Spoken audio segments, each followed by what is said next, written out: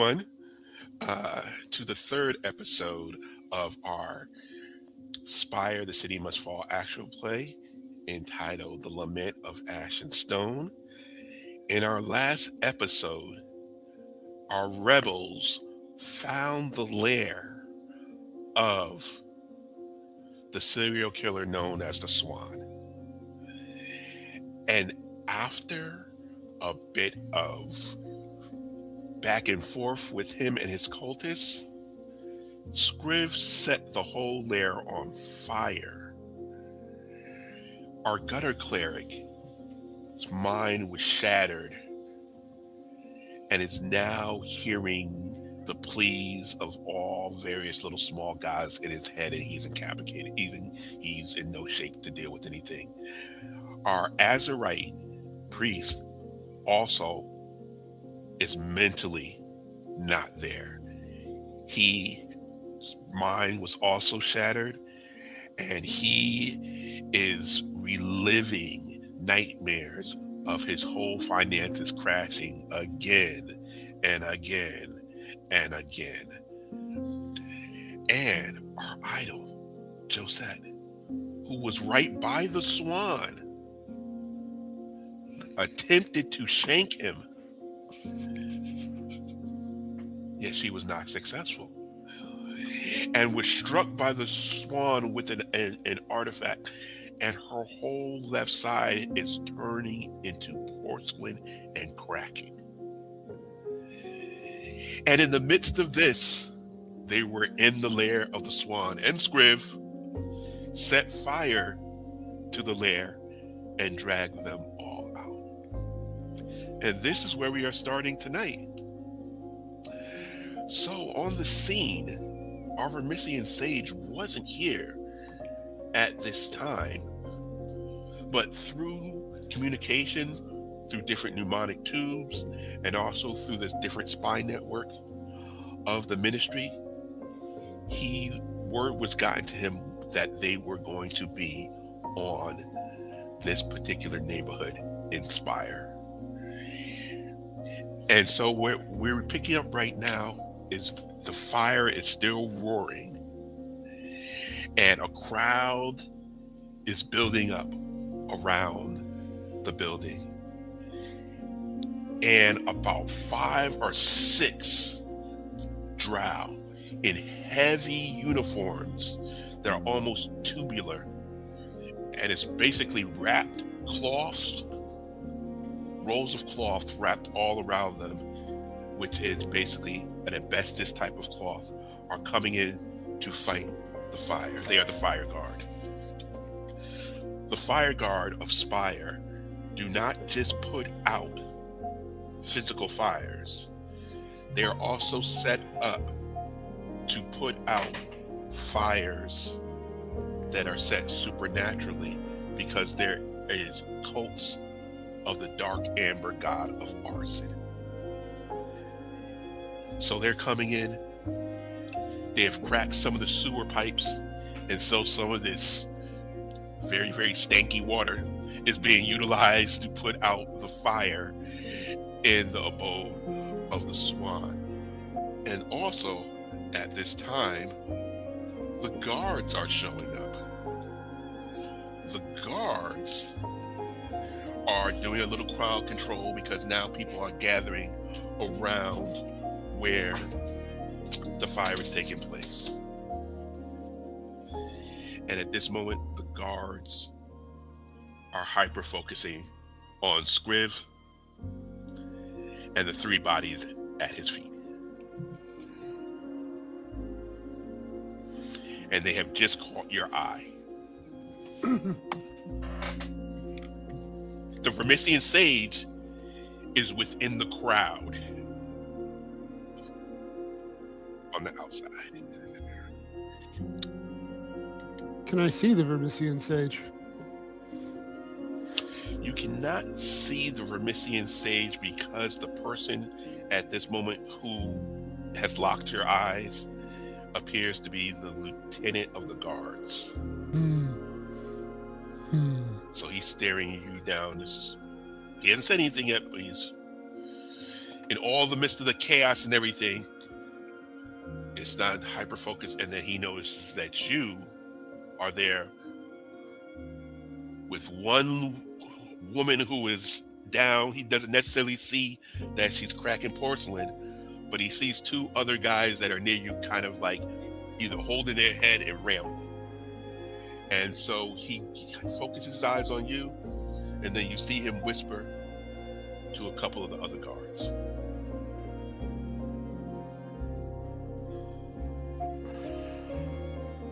So, my bon vivant ability allows me to declare that I have an intoxicating substance on me at any time. I'm going to pull out a pocket flask and just sway a little bit as I'm talking. Like, man, these kids, they can't hold their drink, you know, man? Okay, let me get the... Oh, Lord of alcohol and ethanol, praise be. Now- Reaching my hand up. Let me see to make sure in terms of... Okay, plus 2 reputation. Okay, I want you to do I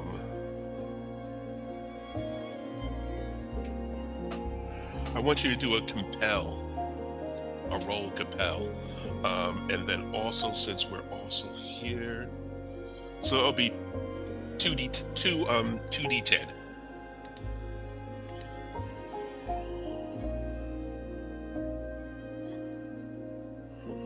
Oh wait, I didn't get my little stats up. All right. Well, I wasn't looking on the VTT. Let's see what you get. So, I'm sorry, I didn't see that. What did you end up rolling? 2 10s. No, it was a 4 and a 3.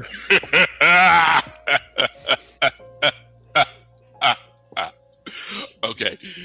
The leader of the guards, he's like,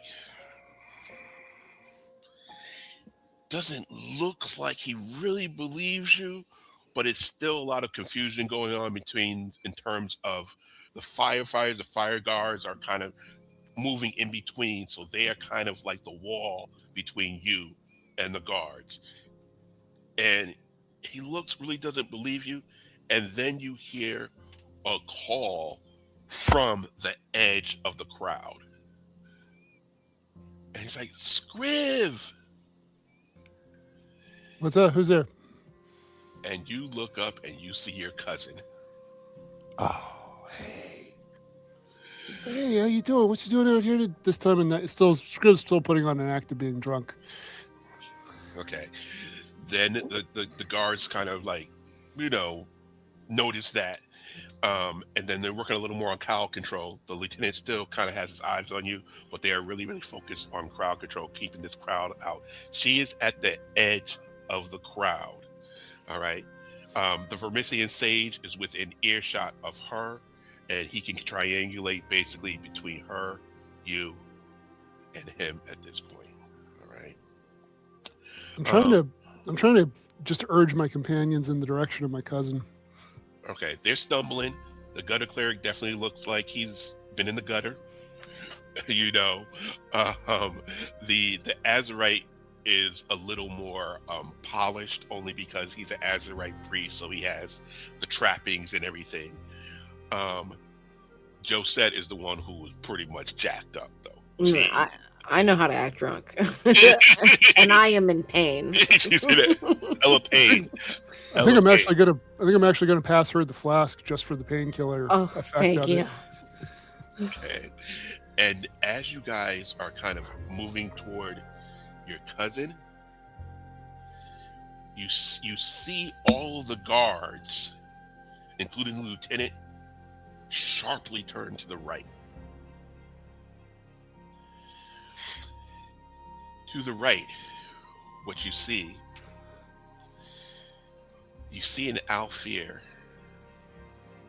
very, very tall one, about 6'7".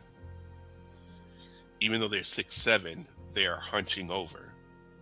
Even when they're hunching over, they are still taller than the drow. And even amongst everything, the noise and everything, Scriv, and Trelant, they hear sulfur. So they hear the word sulfur, but only they recognize the word. The reason is because in some of the dialects of the Alfir, the words are a specific type of monosyllabic kind of word where it takes more than one Alfir to pronounce the word at the same time. So you hear two drow, one say one part of the etymological root of sulfur, which is lightning, and the other part say the other etymological root of sulfur, which is demon fire. And so when they say that together, that is the word sulfur. And as soon as you both hear that, hairs rise up on the back of your neck. And when you guys look over, you notice that Alfir, who is walking with 3 drow who definitely are endurance to him, you notice that is Lord Mataj, Teeth Through Silk, who was both of y'all's master, who you guys served durance under. He's wearing his traditional, mask that he usually wears, which it's very, very like grayish mask with teeth. Really no sights for there's space for the eyes, but there are no eyes there, so no for the ears. The teeth are what's prominent, and the drow around him wear similar masks. And he is moving toward the lieutenant. And he's moving in the creepy way that a lot of the Alfir move. He's walking straight. He turns his head first, walks a little bit, then he turns his body, and then walks. So he kind of walks in 2 steps at once all the time. And you notice that the lieutenant is now deferring to this Alfir. You can't really hear what they're talking about, but at this moment, that is where his focus is on. Time to go. Okay. I mean, Scriv is like terrified at this point. Scriv went from being like, I'm just going to play it off like I'm drunk, I'm in control of this, we're fine, to like visibly shaking. Yeah, it's definitely time to go.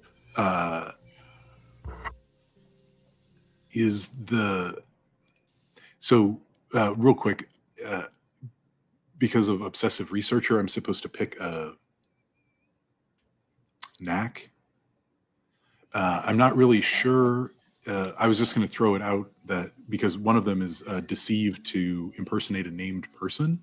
Would it be advantageous if I were able to impersonate the Azurite since he's not present? I'll let it fly. Okay. I'll let it fly. That way, if we feel like we need his influence to open some doors or something. Wait, I take this back. The Azurite is there.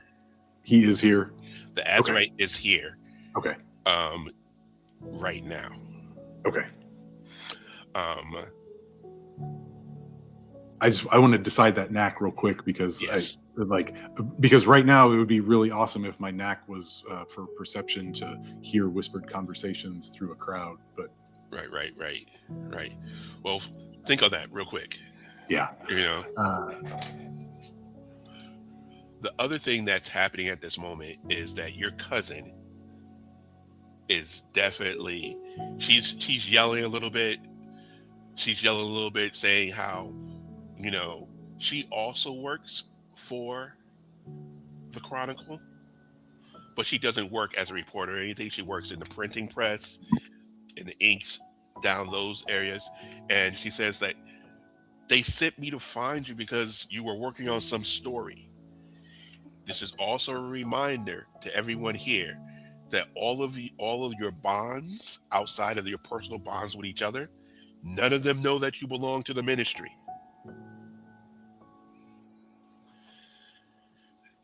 All right. Why don't you go ahead and get us back to the Chronicle? Because I definitely want to get working on that story right now. I want to be back at the Chronicle right this very instant. All right. So she's pushing ahead in the crowd, and then two of the guards come over, especially to the gutter cleric and the Azurite. They look very, very stern and everything. The gutter cleric, you are still in the throes of the various different little gods yelling in your head, but amongst those throes, there's one voice that is becoming louder, and you start to see a little bit of visions of different parts of the city, but different parts of the city you see as though they're pulsating and living. So you see different parts like of their electus. It looks as though it might be intestinal-like. Different parts of arches may be bone-like. And then the image comes forth, and it looks like it's Mayhor, who's one of the gods of the dead, but you know it's not that god. It's another god who is impersonating him. And all you hear, all the other voices go quiet, and you hear that voice just says, "Give me something that is of worth to you." He pulls out a knife. He's looking around. He's thinking about it. Would a sacrifice suffice? Whoever you might be, whoever god you might represent, whatever great creeping intestinal thing you might be. He's like, "Not a person, a thing. I want something of worth from you now."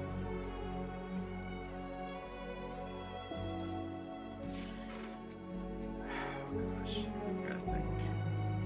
gotta think quick.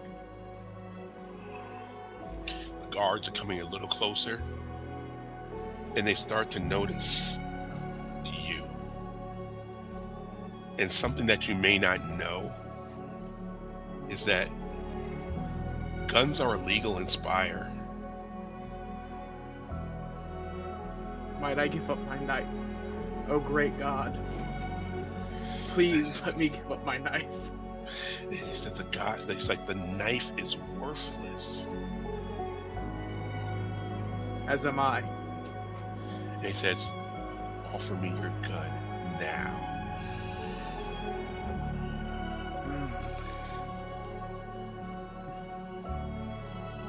Now. He pulls out the gun. Uh-huh. I'm shooting at the guards. The Oh. solution is not getting rid of my gun. Well, this is the thing. Scatter. If you try, the thing is, you are not capable of doing that. You are mentally incapacitated. Like, you're still in the stress modes. So,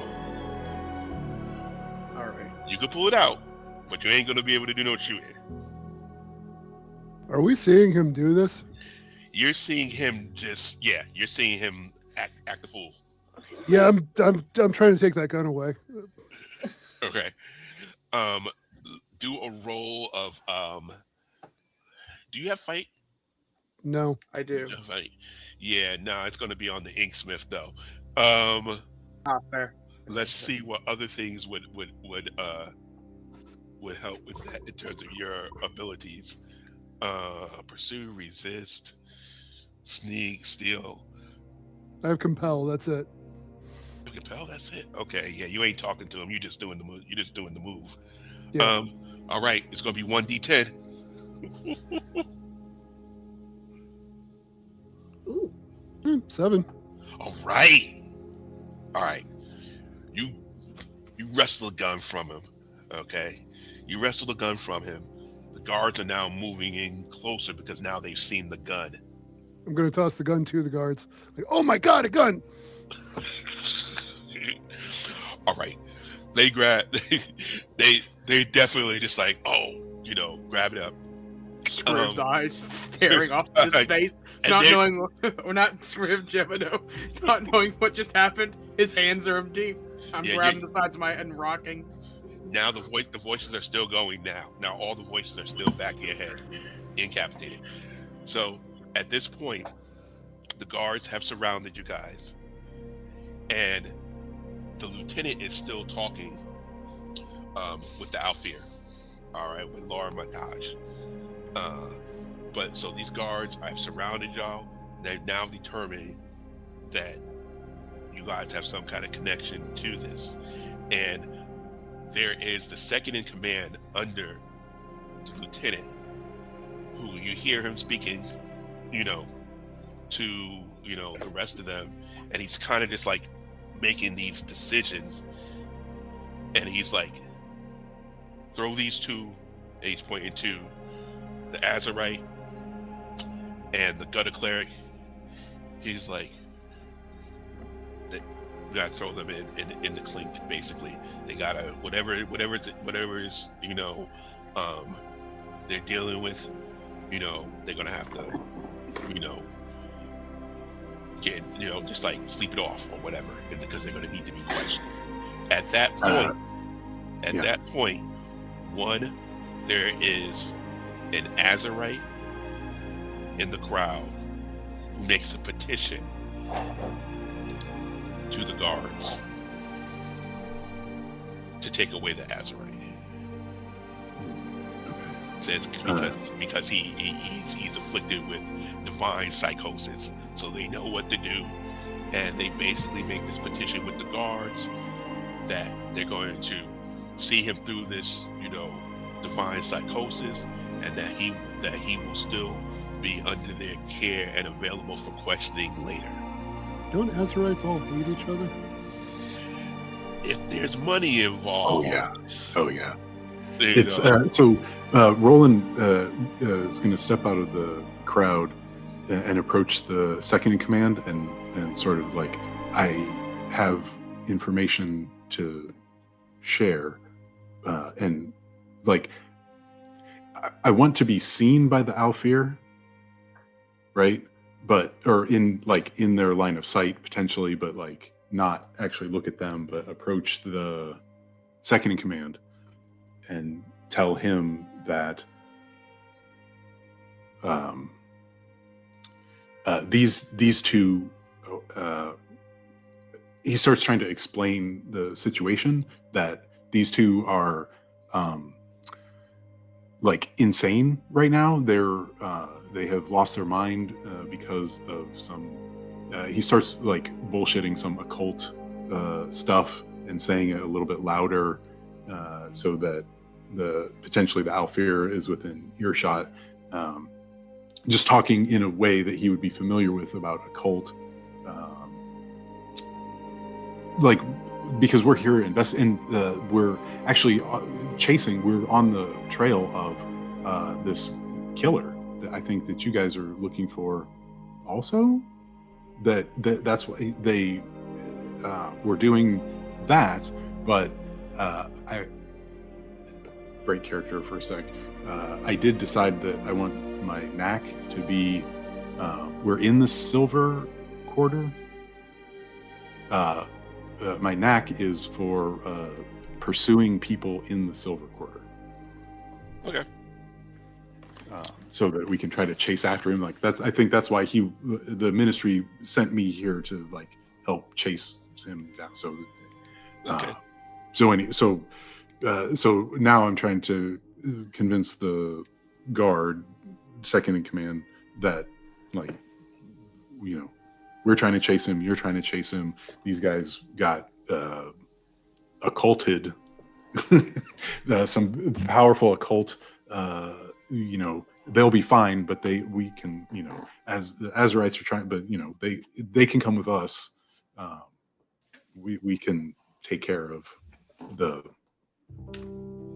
situation with them, because it's very important that you guys chase after the swan, who's gone that way.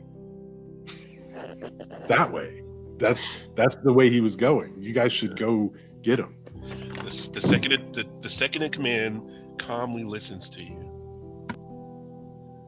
and then says, "You don't have any authority here. A civilian chasing a serial killer? Well, it's my sister was. You guys don't even know the report got misrouted. I think. And he holds up his hand. He holds up his hand, and then he looks over to the lieutenant. The lieutenant makes a motion, and then second in command. There are just some things that are out of our hands. The 3 drow who are endurance to Lord Matage come over along with the lieutenant. The lieutenant then simply says, he points to Josette.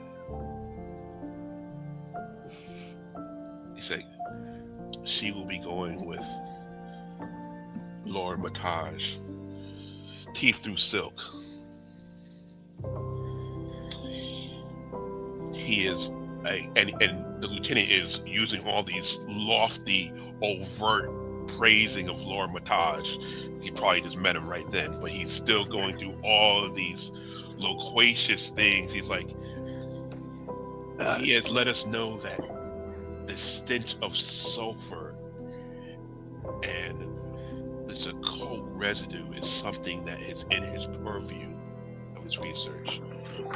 And he says, the rest of you will be coming with us. And we have questions for you. Okay. That's not good. I do have a question. Josette is turning porcelain, or is partially porcelain? Yes, partially porcelain. Is that progressing actively, or It that's is progressing actively and is cracking. Okay. Did in all the loquations, did he happen to sort of address that in the? Because I Yes. get that he's saying, I'm in charge here. Obviously, this occult shit is my purview. So Yes, he says that. Like, is he trying to fix that? We know from studying with him, probably, like, is his proclivity towards to understand this, right? Yes. He doesn't care about her at all, probably. But this. like, how likely is he to just, like, You're worried about let it? this? You know what I mean? Just let it progress. Do we have any insight into that? Like, This is nothing. This is nothing. A simple trick. He's like, I'm fine. I'm fine. he's like, this is not a discussion. Let me prove it to you. Let me perform something for you, so that I can prove that I'm totally capable. At our abode, you can do so, but we will address this, occult malady that has afflicted you there. And you're hearing Lord Matage is not directly speaking to you. He's speaking to the air, and his 3 drow under Durance are the ones who are translating the Alfir language to you. Is there anyone nearby who looks like they're giving the Alfir, or anyone in that group, really, like, a hard look, like they want to do something but they're not going to because doing so would be stupid? No, the crowd pretty much is engaged with the fire, and they're also engaged with the Alfir, but more so just as a spectacle. Yeah. And your cousin is near the Vermissian Sage. Mm-hmm. And you also notice, as the lieutenant says, the rest of y'all will come with us. You also notice that there are a couple other people who he's including with your group. One of them is one of the Swan's cultists who ran out of the burning building and that they were able to capture. And another one is the small child who delivered the message to the Swan. So what's the demeanor of the cultist like? I can't hear you, Benny. What is the demeanor of the cultist like? Can you hear us, Eli? I can't hear anything. Uh-oh. I can hear everybody. Okay. So can I. Okay, now I can. Go ahead. What is the demeanor of the cultists like? Do they look like they're contemplating doing anything? The cultist is wild-eyed, and the cultist is actually being restrained because they on that trek. So, they on that trek. Yeah. So They're drecked up. They're drecked up. All drecked How many? out. Okay, sorry. How many people are restraining them? About 3. Oh, okay. I'm out of ideas. I'm kind of looking at the Vermissian sage at this point, just being like, us out of here, tunnel. No, right. I don't want to. I don't assume that we want to have any interaction with Alfir, and he's not going to be happy to see us, probably. So, Scriv is going to hold up his hand and just like subtly, just only you're going to see this, but he's pointing to just a horrific scar on the back of his hand. He's like, yeah, no. And that's so the cops want to take us? Is that? The cops want to take not you and not the cousin, but they want to take Scriv and the gutter cleric. Okay. And Josette is going with Alfir. is pretty much made up his mind that he will treat her, examine her, and do the things that he do. Right. Yeah, I'd really like the first part is happen. good, but the second part is less good. So Yes. yeah. I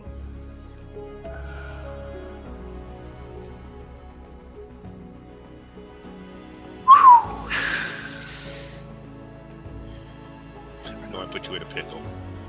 Even then, pickles inspire too. But your cousin also is just kind of just overwhelmed a little bit, Scriv, because they thought they were just coming to find you to, continue this article for this paper, That's rolling up on a lot. right? The fire guard also. The captain of the fire guard also pulls off his huge asbestos kind of like barrel-like heading. And he's like, we have questions for them too. We have to make sure that they're not, followers of the dark amber lord of arson, which is a minor god, here. And it's like, we don't want to repeat of the year of red tongues when this fire spread from Derelictus all the way up to the Silver Quarter. We can't have that again. And this fire just it's fishy. They don't really say fishy because fish is not really a big thing in Spire, but they say it's wormy. Okay, it's wormy. And so now the captain of the guard also wants to have some questions for Scriv, the babbling gutter cleric. Through my babbles, can I attempt anything, or am I unable to do anything at all? You're not able to do anything at all, and on top of it, the guards now are really, really kind of Suspicious of me. It's cemented around all of y'all now that the gun appeared. so the cleric, I'm going to whisper. Sorry, go ahead, Josette. Oh, who's to say? What gun? Where did it come from? I didn't see anything. I actually don't know these people.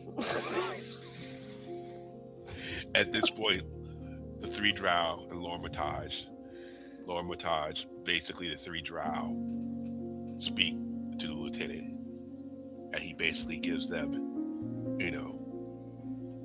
the go-ahead to basically march Josette out. The gutter cleric's just going to whisper, is there a fire god in there? Can you help us? Can you burn these people? I beseech you, all the lords and ladies of all the realms, ethereal, spectral, of the shadow of the blood. Is there anyone who can help us? I told you something of worth.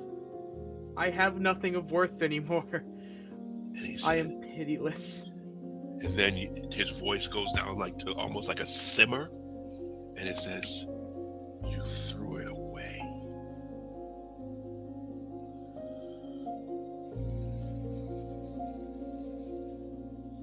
Then is it not gone from me?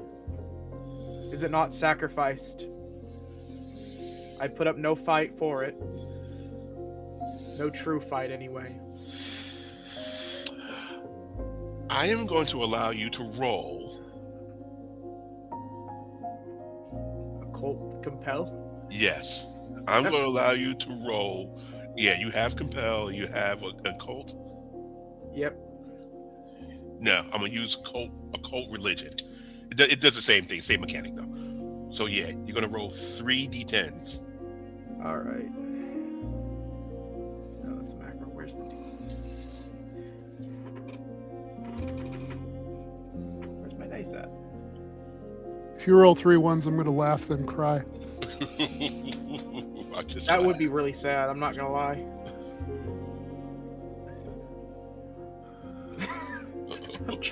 Foundry bugged at that very minute. We did. Try it again.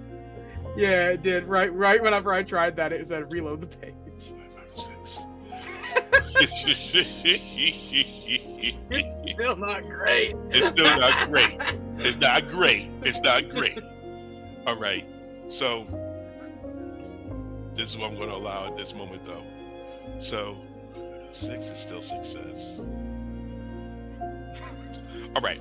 So you're still going to get some stress. Let me do your stress real quick. Like 1 stress. Let me just roll for fallout. Make sure you don't get fallout again. Okay. So your brain still feels like it's on fire, but it's like now like a subtle like migraine, and the voices have quieted down now. All right, the voices have quieted down in your head. You know. Yeah. Josette, you're being taken away right now. I just thought I'd let you know that. Okay. All right. This is gonna suck. Point to Haj's Island. So Scriv, we have Scriv, and now the gutter cleric Jebideux is back in his right mind. Scriv, you guys are standing next to the cultist, the swan cultist, and also the boy who delivered the message to the swan. You guys kind of all in the same area. You are basically surrounded by the fire guard and also the guards. You are within a little distance from your cousin and also the Vermisian sage, which is by your cousin.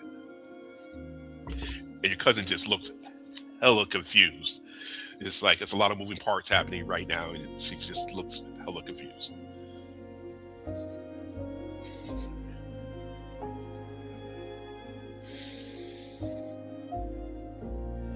And I will leave y'all to think on that while we talk about what happened to Josette.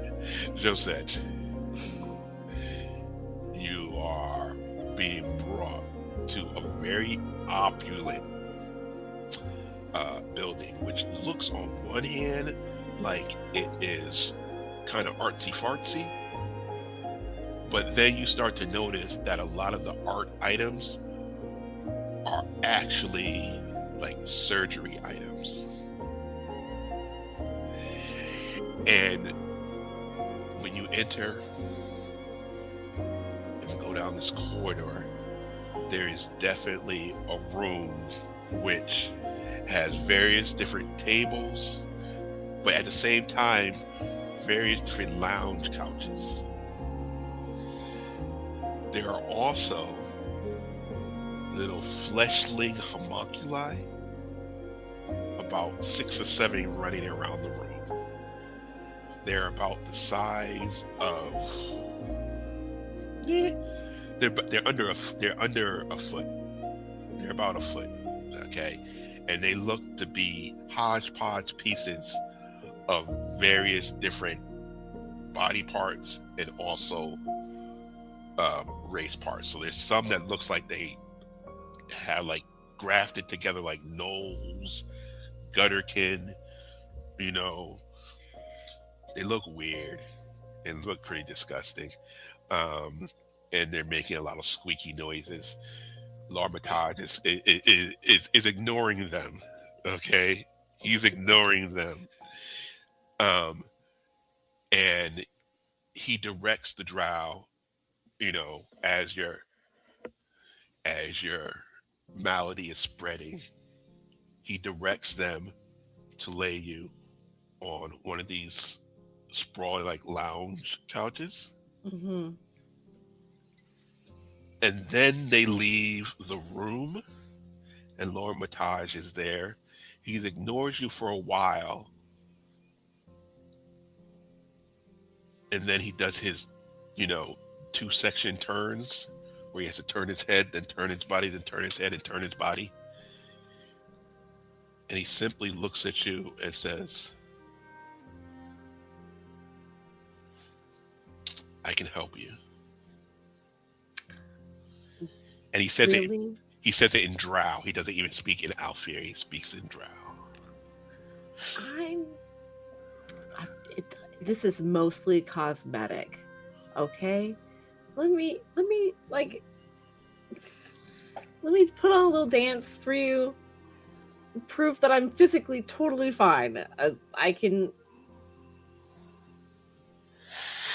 He makes this weird little sound, almost like a skittish sound, like, and two of the little homunculi kind of like jiggle near him. They look like they're like gelatinous at the same time, like cartilage bumping out. But you notice something about both of them. They are both, their center form is a heart. And L'Armitage then says, sing to me the saddest song.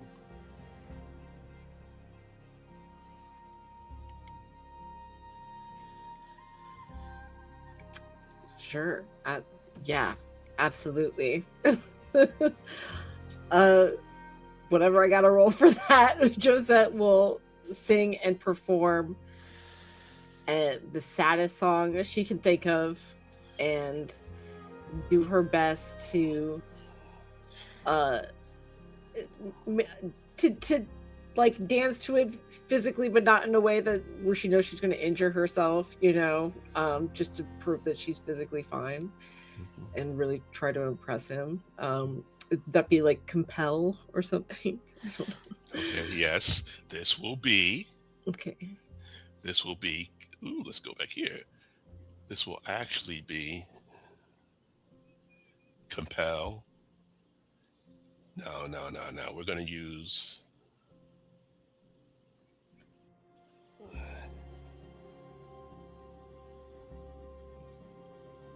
Yeah. We're going to use compel and occult. Okay. But we're also going to use this as instill emotion. Okay. So it is going to be at a difficulty of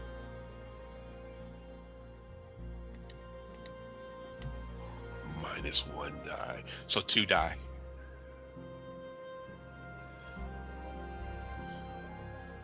Okay. Is that an action roll then? Compel, occult, -2 die? No, -1 die. So you're -1 gonna, die. So you're going to roll 2 dice. Okay. Partial success. What was it? What were your 2 numbers? I mean, what was the A highest number you 6. had? A 6. Okay. Describe to me the song. Oh gosh, what would make an Elfir sad? Josette thinks about crumbling legacies and dying traditions, and how sad and how sad that is, and how people can't appreciate what's around them, and how pitiful it is to be without that, I guess. The small homunculi, they pulse in unison near him, and he stands still a second, and then the homunculi follow him to a corner of the room. He comes back. He starts to apply this paste to your arm. And then the final part, you see it starting to, return the color to your arm, healing up the cracks and everything, And at the final part of it, he slaughters one of the homunculi. And then he says to you, I don't know how, when, or where, yet this sulfur has the stink of Juwasha all over you. What is that? Juwasha, if you recall, was the name that the one-eyed cat said to y'all. It was also the name in terms of the young boy, the young child that was delivering the message to the swan. He was getting his messages from Juwasha. All right. Sit with that. And we're going to go back to our people who are being rounded up by the cops and the firemen. All right, guys. They're about to take y'all to jail. You got any other aces up your sleeve? Can I talk to the fire guard about how we don't serve the Amber Lord and we have nothing to do with this fire and that we didn't start it? You could try. We could try compel. Do you have compel? I do. I do have compel. Do you have what do you have in your let me see. You have compel and Can I compel them and investigate the area with them? yeah, it won't count as two separate. Compel would be the only thing if they believe you. So you're gonna roll 2d10. See if you can convince them. Alrighty. Expand this out even further. I don't know why it keeps taking my dice away.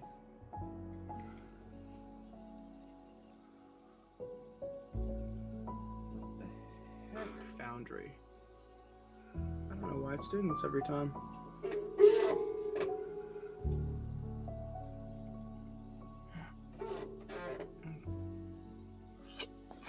Wow, that's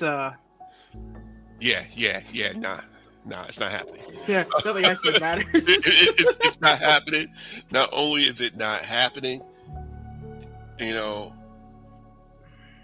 going to take some stress. Some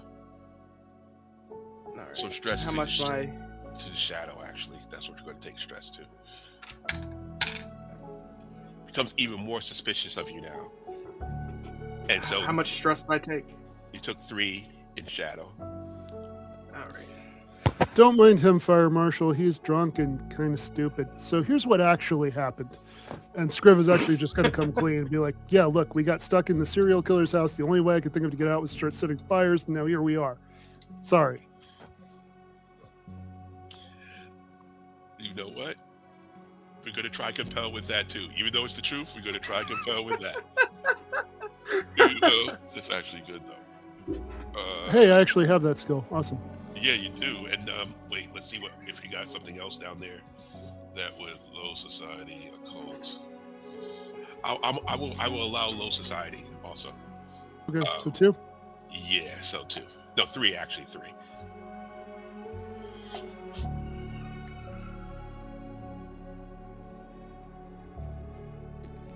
One of those was an 8. Yeah. He believes you. He's like, okay. He's like, yeah. It kind of makes sense. He's like, I still would like you to come down here with us, just so we can put some of these pieces, together.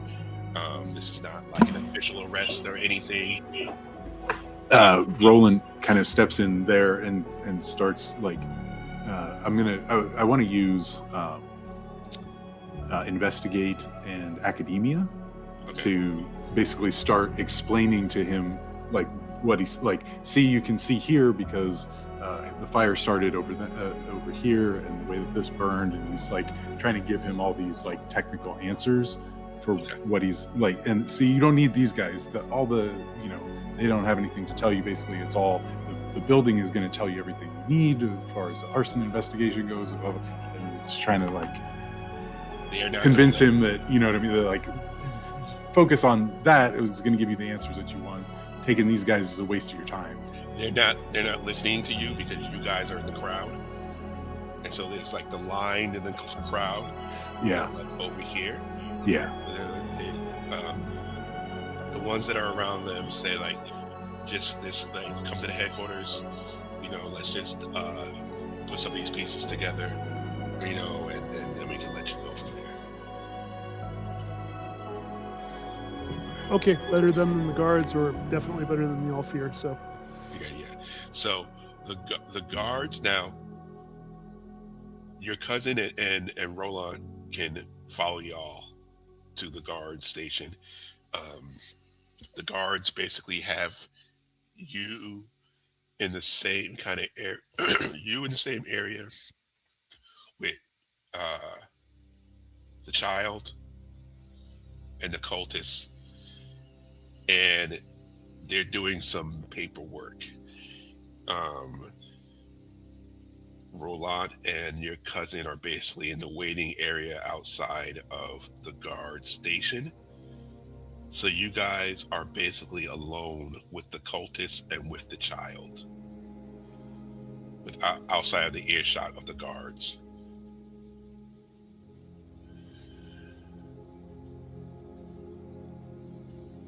The child just looks scared.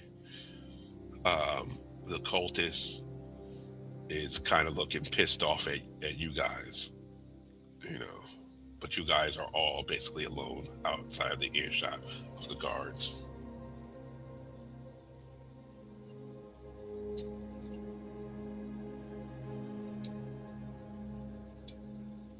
So, Scriv, do you think we've got away with it? Got away with getting out of here? Maybe. Sorry about before. I was seeing false gods. They were telling me to hand over my gun, and I didn't quite know where I was going with that. I didn't know where we were going. I didn't see everything for where it was. Yeah, I also didn't know where we were going or why we were in that handbasket, but that's not important right now. To the child, Scriv is going to say, is whoever you work for going to get you out of here? The child basically is looking puzzled. It's like, I don't know what you're talking about. It's like, I don't remember anything.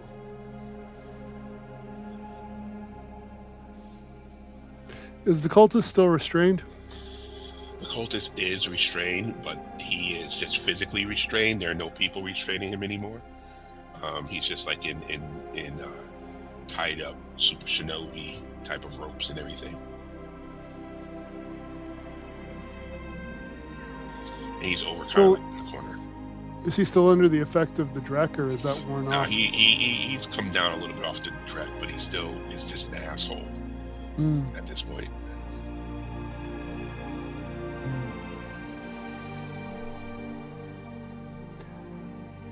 To the cleric, I'm just going to say I have no idea what to do other than just give the guards what they want and hope they let us go, and then we'll try to see if we can go help Josette. Honestly, I think that's where I'm at too. I think that's where we're gonna have to be at. Okay. And then the cultist just says, "You will die Why will we die? Who will kill us? in a most beautiful way. Does your god tell you that we're going to die? No gods. No gods. What faith or religion do you follow? Swan will kill you." The swan will kill us. Is he your demiurge? Is he who stands in for you? Will he get you out of this situation? I'm not in a situation. It looks like you're in a situation. You're bound like a dog. And you're here with me. We're here to go to the fire guard. You're here because you're a murderous sociopath. We are not the same. Also, your swan's skin burns the same as anybody else. All it took was a candle to send him running. He's a coward. Exactly. And then you notice one of the guards kind of turns around, and you notice under his lapel is like a little feather. Oh. Oh. So Scriv is going to mother Iblith, which is the drow word for shit. You know, and the cultist just says, "You know nothing." So it is your spirit is your culture worming its way into other places. You think that's going to protect you fully and wholly? Don't you understand what happens to vermin once they're ran out from their hole? Then They're caught. then you notice that he pulls his arms around and he's unbound.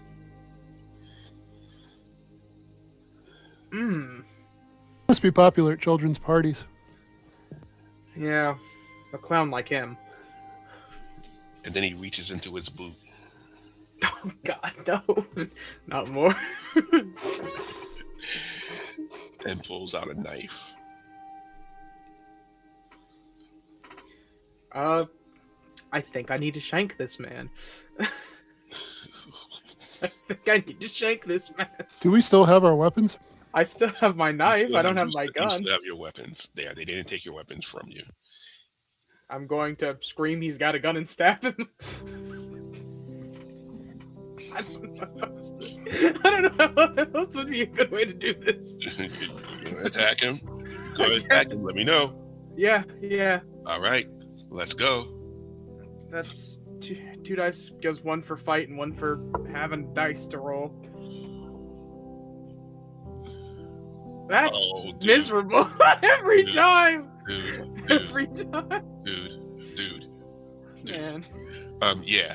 So I'm shanked. you go for him, and yeah, he shanks you up, man. Let's see. Let's see what we're gonna do You gotta here. hope for a 1. So what I would like for Scriv to do is the following. Yep. I would like for him to grab Jebideux by the collar Uh-huh. and essentially just like force him into this guy. And then Scriv pulls his rapier and like while the guy's bound up with Jebideux, Scriv pulls his rapier and sticks the guy. Okay. Jebideux has 2 stress and blood. And we're going to do your fight also. What do you have? Scriv, you don't have fight, but Nope. you're gonna have 1.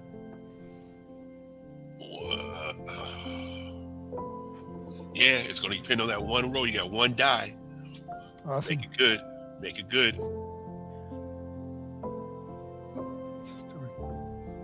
Hold on, sorry. It's just straight down Whitewater Rapids. It's a 6. Right, it's a 6. All right, you hit him a little bit. Let's see if you get a little damage to him. All right, he's still coming, and he nicks you. You have 1 blood damage, 1 blood stress, I should say. All right, let's make sure you all don't have no fallout though. How much blood stress can I take? You can take up to 10 blood stress. Okay. But each time that you accumulate stress, there's going to be a chance of fallout. Yeah, because I had 4 from last session of blood. That's right. Yeah. I forgot that. Okay, hold up. Dang, man.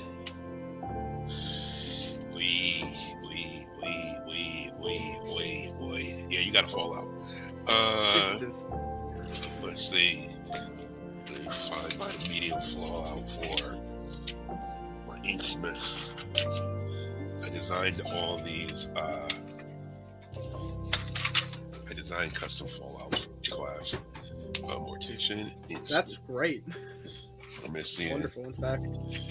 You don't have. You didn't get. I know. These are pale silhouette. Well, so blood.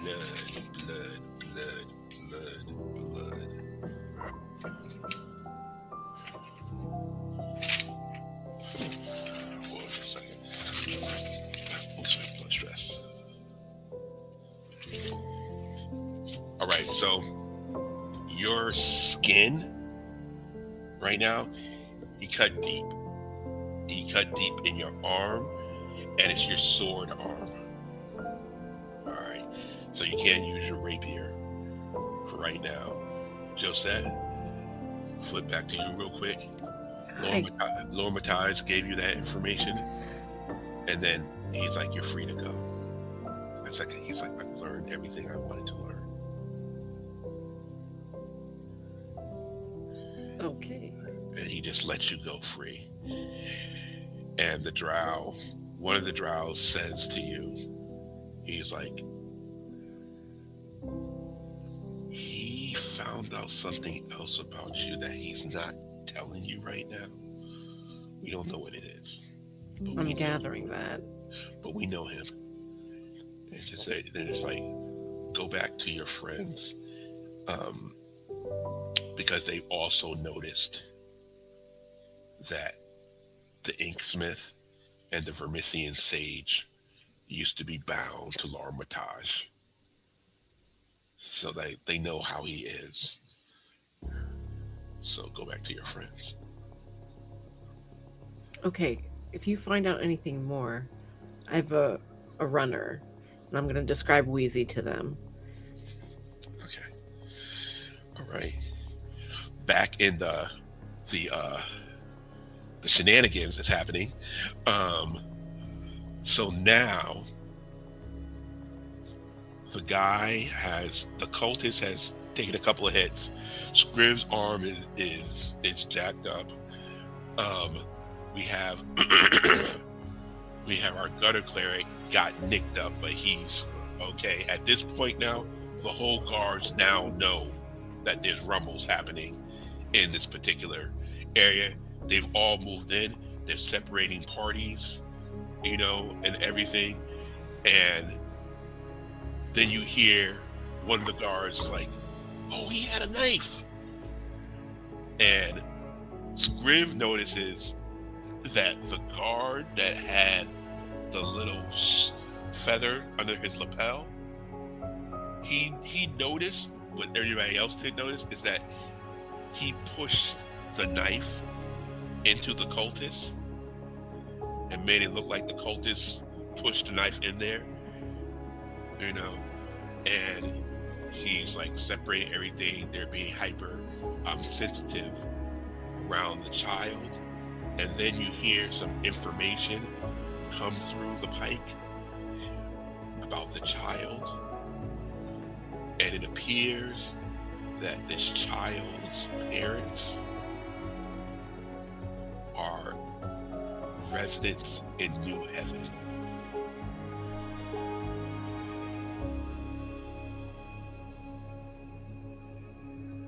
New Heaven is the highest tier of Spire. It's basically, where funerary rites are done by both the carrion priest the Mortician Executioners. It's also a battleground also between basically some extremist druids and a cult of basically bee worshippers. But there is residences up there, and so this is the particular thing that they have just figured out, that this child's residence is in New Heaven.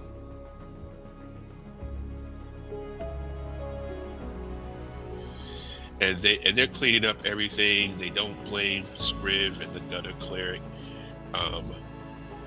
for stuff. They basically blame the cultists. So you guys kind of get scot-free on there. They're working to get your stories. And after they get both of your stories, as much as they can, they let you out to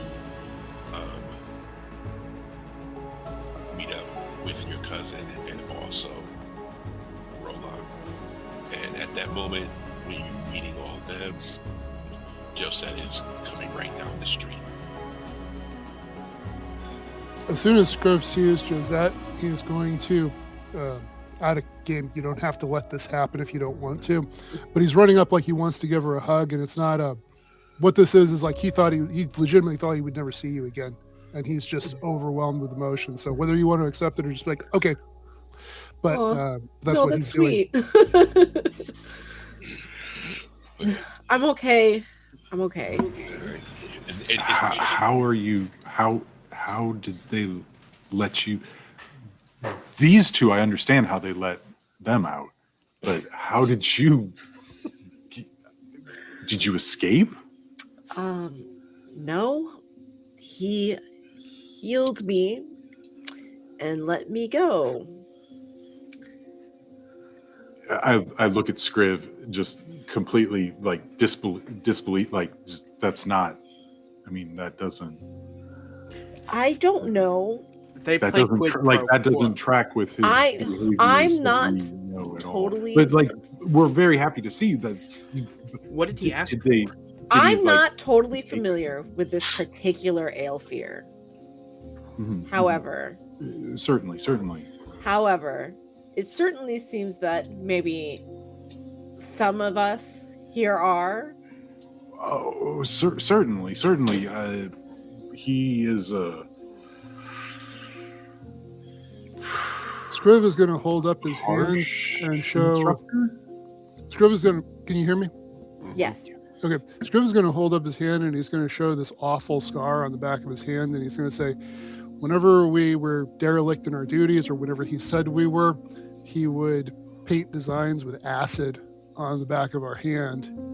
And one time I was copying a document and a drop of ink fell in the middle of it, and he was going to punish me for that. And I said, it was just a little mistake. And he said, sometimes a little is enough. And he gave me the same punishment every day for a week. So not a nice guy. And the fact that he let you go is, no offense, I'm so glad you're safe, but the fact that he let you go is more scary than any of the alternatives. He wants something else, and I'm not sure it's actually from me. Did he tell you who he wants it from? Or maybe No. how he wants it? He did not speak to me very much. I have a great idea. Let's continue this conversation somewhere far away behind a lot of locked doors. Mm-hmm. Yes. That sounds amazing. I know a place that we could Point.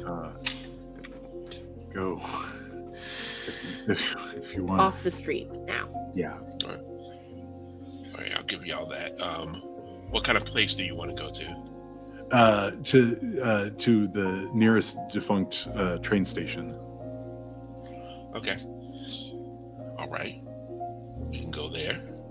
That is it's the orange line comes to Candle Spire. So yes. Half joking, but because last time, whenever we opened the doorway to the Vermissian, that was a. Oh yeah, you don't have to go to the Vermissian. Yeah. You But can go to the station itself. Yep. All right. Yep. So the station that's nearest to you is probably Fairfax. Okay. So Turbine, actually. All right. So this station is definitely derelict and everything. Half boarded up. have definitely, squatters here and there. And there's definitely spaces within it that you all can, be alone and everything. And then Josette, also you notice that in giving back all your items and stuff to you and everything, you notice that there's a small handkerchief. And the handkerchief has a print on it, almost looks like a watercolor. And Scriv shudders when he sees that. Because part of the torture that L'Armitage used to do to the scribes, as Scriv described, is when they messed up, he would brush with a paintbrush acid on the back of their hands, and then he would take prints of that. And you have in your possession, not necessarily Scriv's, but definitely somebody's pain print in a handkerchief. A warning? A reminder? No. Here's the other question. It's worse than that. Here's the other question. Your cousin is with you. And this is ministry business. Do you have any bandages on you by any chance? Who are you asking? The cousin. And they're like, no, nothing. I'm just really, really confused why we are here. And is this part of the story? And just really confused. That's all. So it's pretty simple. And then Scriv is just going to issue forth with a line of just absolute bullshit, like not even intentionally trying to tell a story that doesn't make any sense. And then when he wraps it up, he's going to be like, so anyway, I'll see you back at the Chronicle. 2d10 compel. One sec.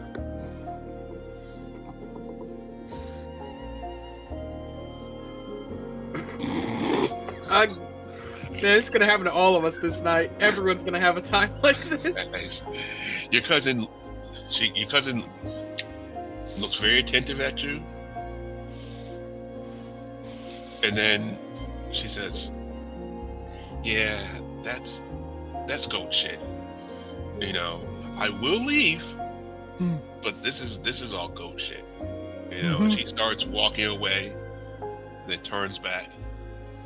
Goat shit. Just walks away. All right. Thank you for your help. So I was going to send her back to your apartment while we were waiting, but then I wasn't sure if that was going to be worse somehow. So sometimes I can't. Sorry. Here's the other question. So you guys are exchanging all the information that you guys have collected. So the sulfur is, I'm still trying to get my head around that. I've got some notes here that mention it. So that's what is being put into the Drek? Is that true or false, or do we know that, I guess? Maybe it's a better question. What you know about the Drek is that it has demon essence in it. Okay. The sulfur itself is a byproduct. The smell, the stench is a byproduct of that.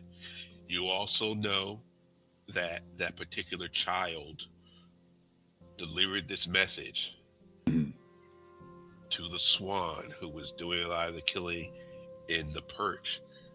But this child was not aware that they were delivering. That they were doing that. Yeah. When they appeared, they delivered the message to the Swan, and they were like blank-eyed. And then once the message was delivered, they just like were thrown out of a trance. We know also that the message is from, you don't know because you weren't there, but we know that the messages came from Juwasha.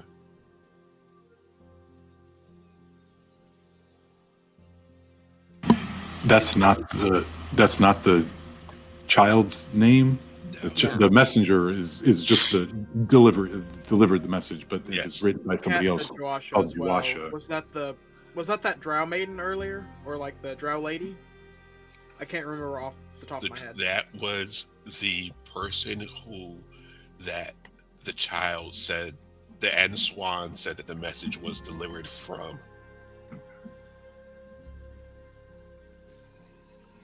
Yeah. Did we do we know the contents of the message? No, you don't fully know the contents of the message, but you do know that part of the message, when delivered, part of the delivery was also directly to the swan. Okay. Josette, do you want to share with them Yeah. about what you learned about Juwasha? Yeah. Okay. So, Lord Mataj mentioned something about Juwasha to Josette. He mentioned that this appears to be her work. And I'm going to need... Who has a cult? I do. I do. Oh, everybody has a cult? Okay, somebody better get this then. Who has investigate? I do. Yep. All right, everybody who has investigate and a cult, you're going to roll 3 d10s. Josette, do you have investigate, or you just only have a cult? Okay. Just a cult. Okay, you're going to roll 2 d10s. I got a 7. Okay, that's somebody. Somebody got a 10. All right. Okay. So, it starts to click with you guys on who Josette is. I mean, not Josette. We know who she is. You know who she is. Whoa. Secret villain of the Let campaign. me on the secret. She is the source of all the... No. Josette. So Josiah. it makes so much sense.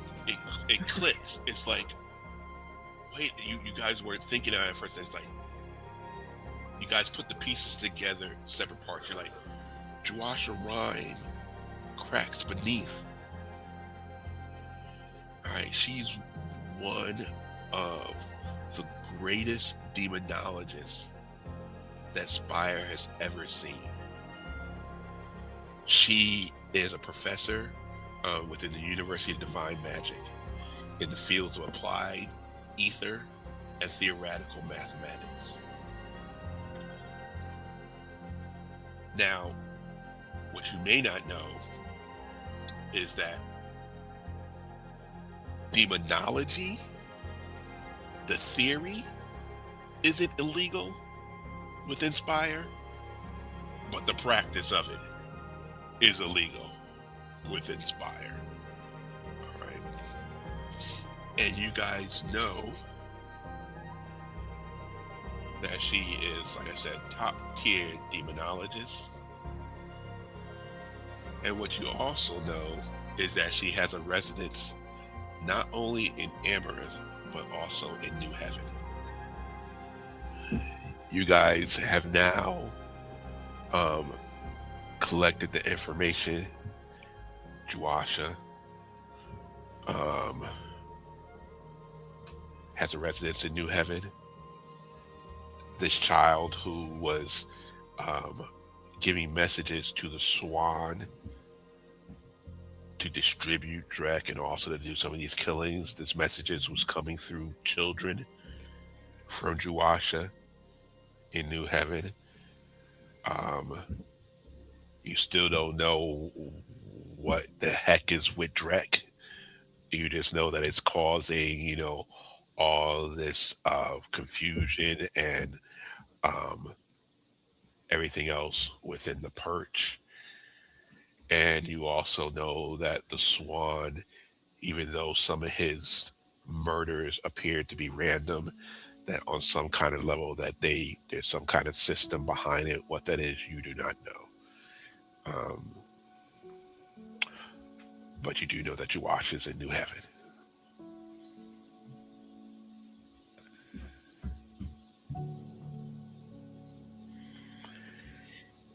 And as a scale, you guys are 1, 2, 3, about 4 levels down from the top level.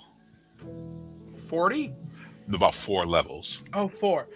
I was a little weird for a moment there. Yeah. 4 is still not great. Yeah. Well, no, it's not great. In the But Spire. it's less than 40.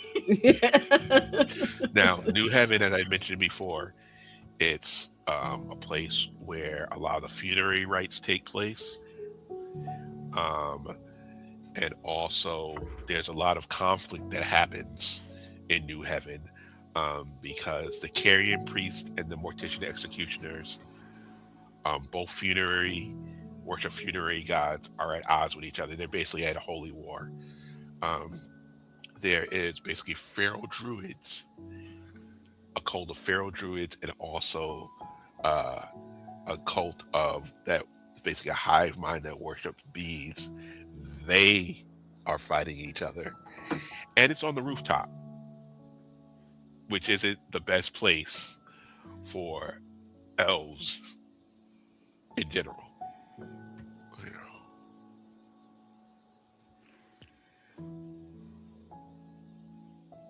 Okay, well, what are our options for traveling? Well, the Mortician Executioner let it be known that he could get you up there by mixing you in with a family who is going to bring the body of one of their relatives to the Towers of Silence. So he basically could mix you in with that family and their friends and stuff, so you can get into New Heaven.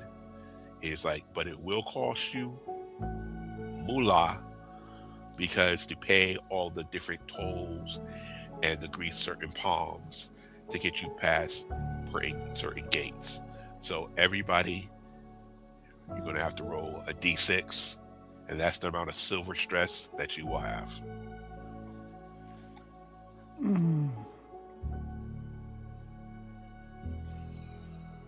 I was hoping that I was going to keep getting 1s. Yes, not today.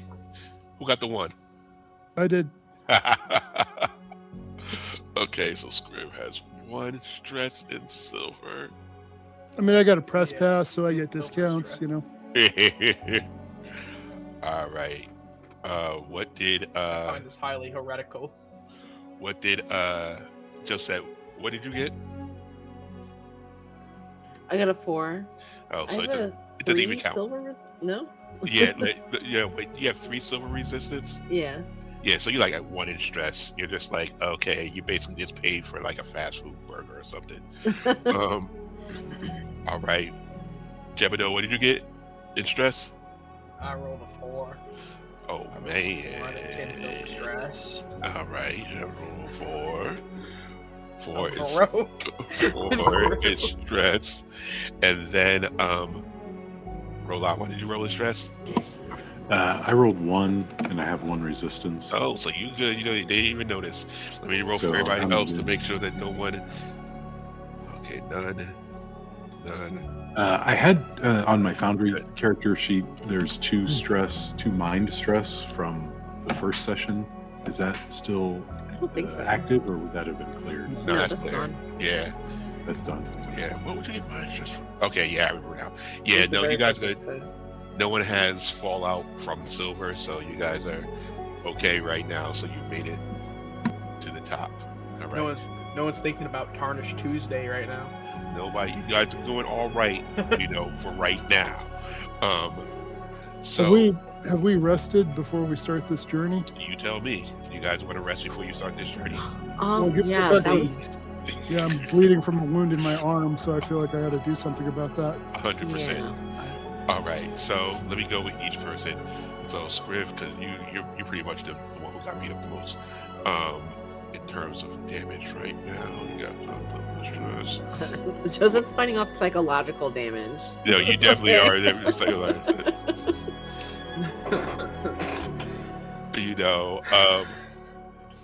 Okay, yeah, you down to 2. Let's see who else. Hang on. Roland's Some fresh dudes- and ready to Roland's rumble. fine. Murder Who else? dungeon. Jebideux is Dying. I'm dying. Yeah, did he show you the room with all the weird devices? Yes. Like which room? Like the You the have to room. actually go through that room to get to the room where the examination actually is. Scriv, like as this conversation is happening, Scriv is sitting in the corner, hugging his knees, rocking back and forth. Scriv's like creepy room, really creepy room. Right. All right, so we'll do a full day's rest. Everyone's not up to peak, but you're as close as peak as you're gonna get. And Alban isn't there, but his particular contacts you, lets you know where to show up in the Silver Quarter to meet with this family. So it's a mixture of different, basically middle-class drow and their friends and stuff. And a couple of the friends are Alban's, the Mortician Executioner's connection. And so they basically introduced you all to different members of the family and stuff just to kind of give you all a cover. All right.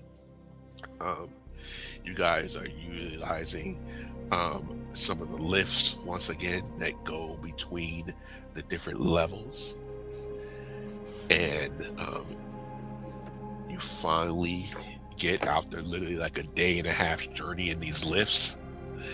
You get through the top level of Spire, which is actually the roof, which is New Heaven. As soon as that door opens, like a big warehouse, almost like elevator door, pushes out. People come out, and you guys have been traveling with various different Mortician Executioners, who are the ones who are going to take this body to the different stages of its last rites. And then the whole family and everybody is following them. As soon as you come out, it is what is called Firefall. And this is basically just right at the cusp of sunset. So as the drow and everything, as you come out on the roof of New Heaven, it's almost like little bits of ash burn your skin at different points from the little residue of sunlight before sunfall. You can see, you can hear, just all you are basically overwhelmed with the sound of wind just pulsating, like going everywhere in a way that you're not used to in the different levels of Spire. When you're inside the inside. You also see that there's huge buildings. You see the different towers of silence where the Mortician Executioners,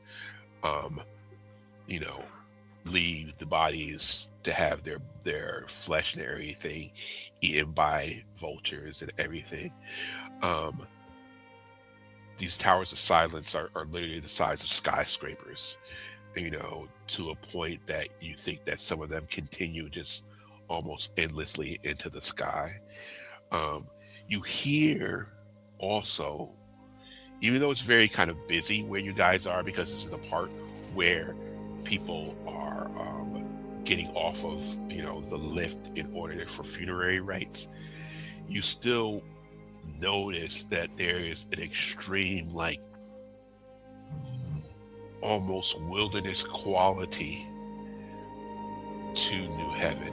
You definitely hear sounds of animals that you're not used to hearing in Spire. You definitely hear different types of laughing and different, just bigger animals than the goats and the rodents that are in Spire. And you also see like tens of thousands of just prayer flags everywhere. And the procession is starting to move down the street. At this point, you can choose to break off from the procession and do your own thing, or you can go with them a little further. It's up to y'all. I think it might be better to let the family grieve, and I think we should split off. Makes sense to me. When you guys kind of split off, there is the majority of the setting for New Heaven. There's the Towers of Silence. There's the Mortician's Enclave, which is in the center, which is basically how another way to enter literally is that there's stairs that go all the way down the different levels of Spire. But over near to the right of the Mortician's Enclave is pretty much where there's residences. And as soon as you guys break off, about 2 streets away where you guys are currently standing, and about 2 streets away straight in front of where the procession is going, you hear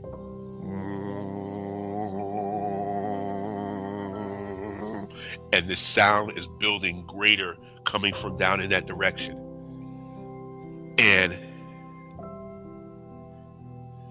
then it's like an intake of air.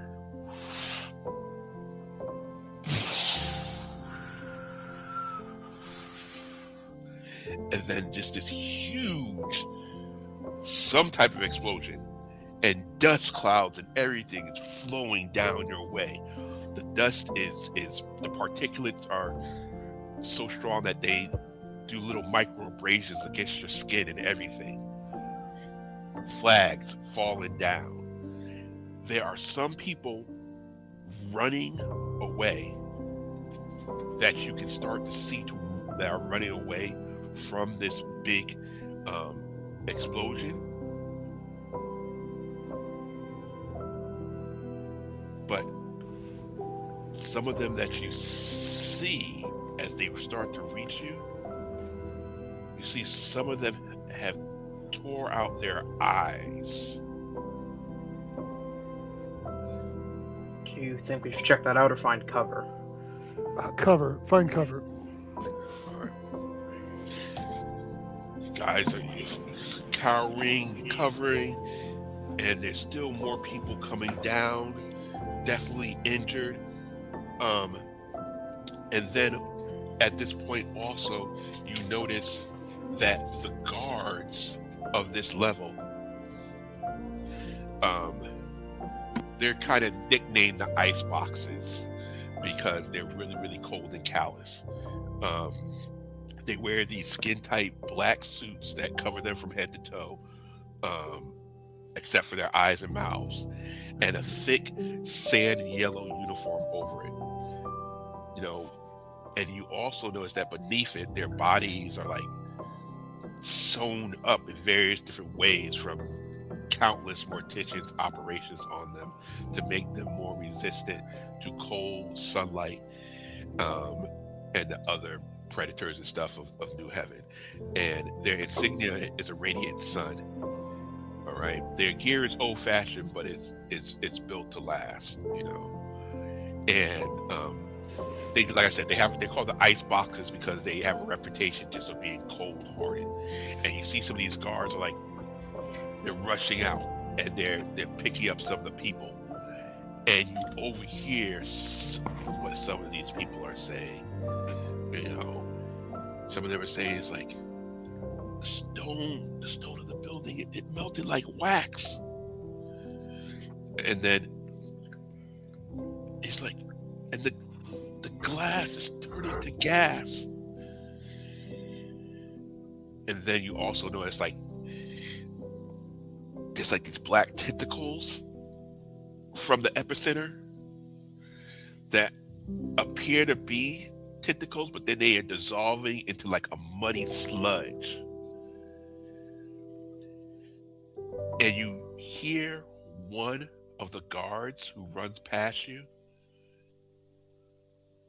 and he's shivering almost. And he's like, and he turns to the other guard. He's like, "It's a demonic incursion." I think we might need to check that out anyways. I don't think we have a choice anymore, Scriv. It's... This is a job for the greatest heroes of the realm. We are not the greatest heroes of the realm. We are a reporter. We are a reporter. We are a singer. We are a guy who knows how to use the subway, and we are whatever you are. I'm also an occult expert. Yeah, everybody's But I an did occult take a I'm a expert. filthy, dirty alchemist who knows about a lot of garbage, religion, and faith. That being said, our quarry is someone who's known for summoning demons or interacting with them, at least on a regular basis. So I think that our quarry might be towards that direction of melting stone and horrifying screams and people plucking their eyes out. That sounds like a good story to me. I do want to say this. This is where we're going to pause tonight. It's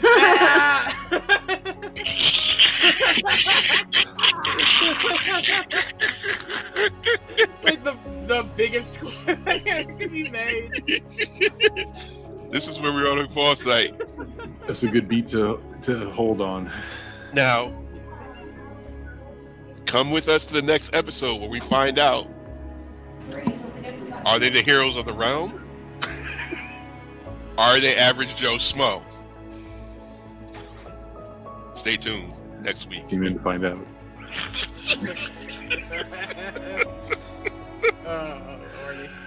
Awesome.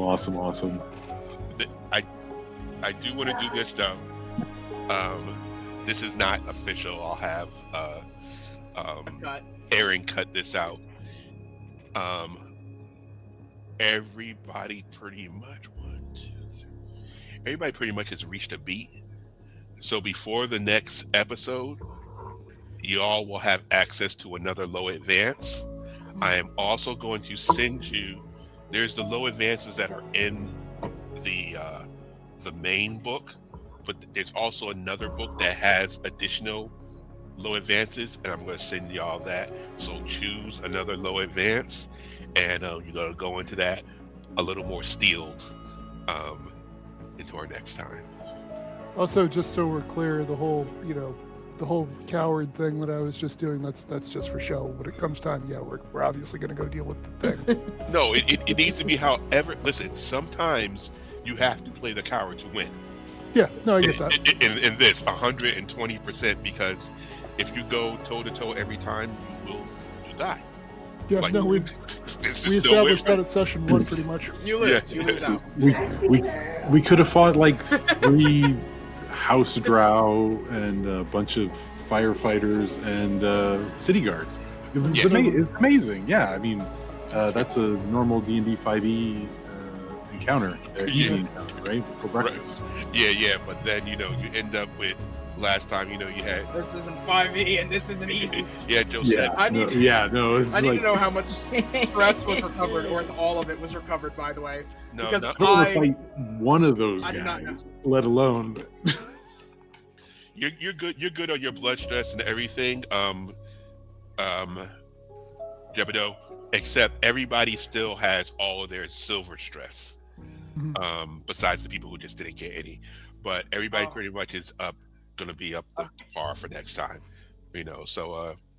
So yeah, good job at at least not nobody getting injured as heavy as y'all did last time and turn to porcelain and burning in a fiery building and having babbling. Yeah, nothing know too bad. we had the babbling clerics last time. That's what we had last time.